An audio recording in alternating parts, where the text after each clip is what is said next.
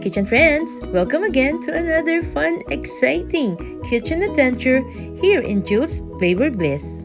In this episode, we'll be making isa uling paborito ng marami. Yan ang egg pie. Tara, join me sa kitchen at umpisahan na natin.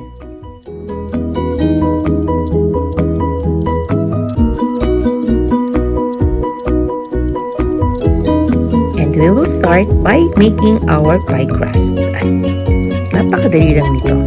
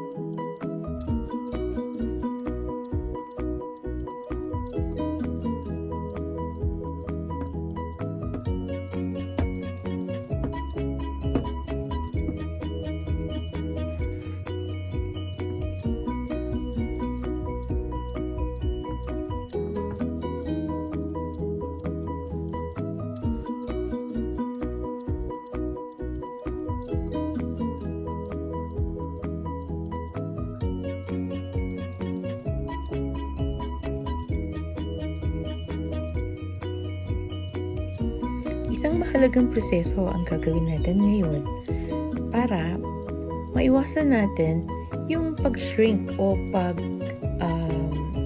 ng ating pie dough habang binibake natin. Ipi-pre-bake natin or ang tinatawag na blind bake. Ang blind bake is napakahalaga sa paggawa ng egg pie. Kasi kadalasan, di ba, nakikita natin na umuurong yung ating pie dough kapag luto na. Pero pagka i-blind bake muna natin, may iwasan natin yung pag-urong ng ating pie dough. At ngayon, umpisa naman natin ang paggawa ng pinaka-filling niya or ang egg custard. Actually, napakadali rin ang paggawa ng egg custard. Pero, pagka mali ang ating pamamaraan, medyo hindi nagiging maganda ang outcome ng ating egg custard. Kung minsan, ito bubbly or maraming bubbles sa loob, magaspang, or sometimes naman is matigas.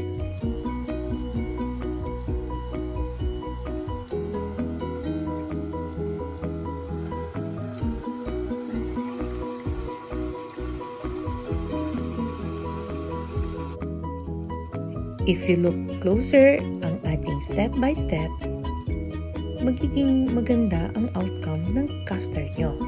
Ito ay creamy and soft.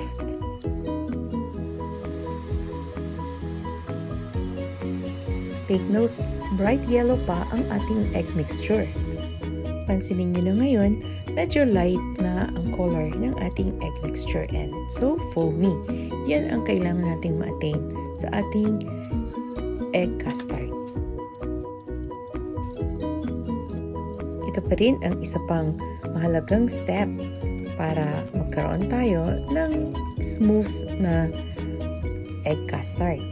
Ang tawag dito is tinetemper natin ang ating egg. Dahan-dahan nating mix yung ating scalded milk, which is yung pinainit nating gatas.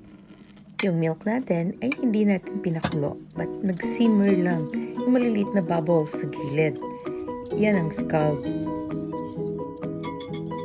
Dahil pagka pinakulo natin or uminit na ng gusto ang ating gatas at ibubuhos natin agad ng isang buhusan, is mag-curdle yung ating eggs. Magkakaroon tayo ng scrambled eggs.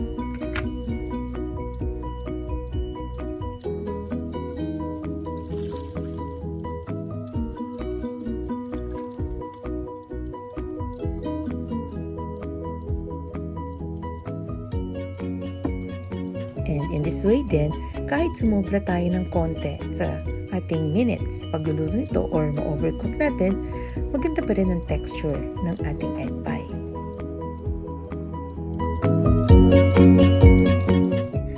Jaran! At ito ang ating egg pie. So creamy, silky ang texture, and ang kanyang crust is crunchy and flaky. And this has been another fun, exciting kitchen adventure here in Jules Flavor Bliss. Welcome din po ang mga requested recipes. Just comment down below. How about a shout out to our friends there in Russia and Ukraine? Привет! And of course, our friends back there in the Philippines. Hi, kamusta na kayo dyan? Hope you enjoyed our egg pie moments.